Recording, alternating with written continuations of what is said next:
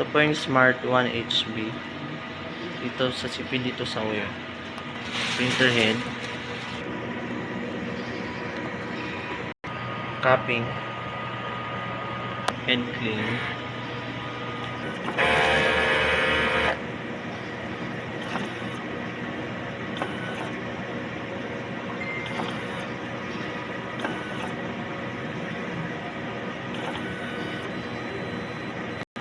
Punasan ng wiper after head clean. Nozzle check. Dito naman ang AVR at ground wire. Dito naman ang ink system.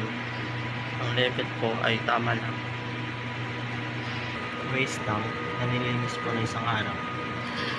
Dito naman ang in-use ink. Nandito naman ang aming stocks at unused ink.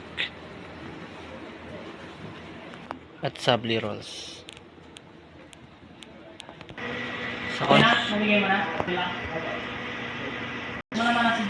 consumables naman. Ito po ang nagamit namin sa MYK.